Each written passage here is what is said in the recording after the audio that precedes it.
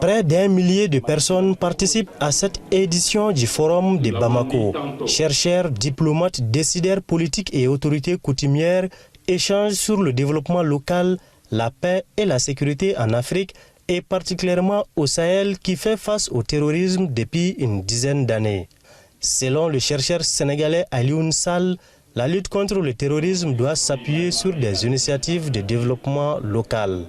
Là où se développe le terrorisme, en grande partie, la raison est à chercher dans le fait que les besoins des populations n'ont pas trouvé une réponse.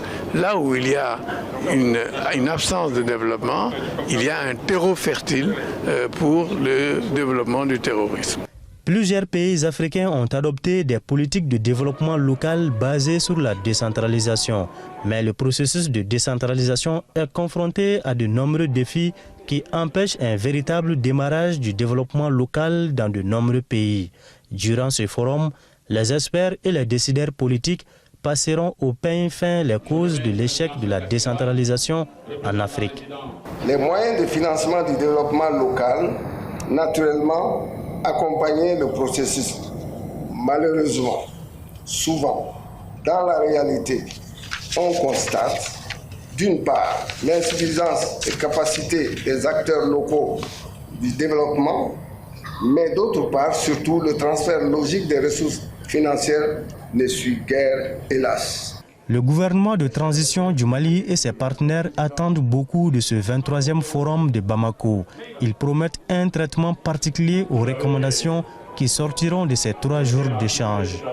Parce que le Mali, comme je l'ai dit tantôt, fait hélas face depuis plus d'une décennie maintenant à une crise d'une ampleur inédite qui explique que l'aspiration à la paix et à la sécurité soit sans conteste la chose la mieux partagée parmi toutes les composantes de son peuple. Le développement local est précisément un des leviers importants qui doit être actionné pour donner corps à cette aspiration. En 23 ans, le Forum de Bamako a mobilisé plus de 25 000 personnes dans la capitale malienne. C'est l'un des rares événements du continent qui rassemble les décideurs et les experts autour des questions de paix, de la sécurité et du développement. Malik Diallo, Bamako pour CGTN français.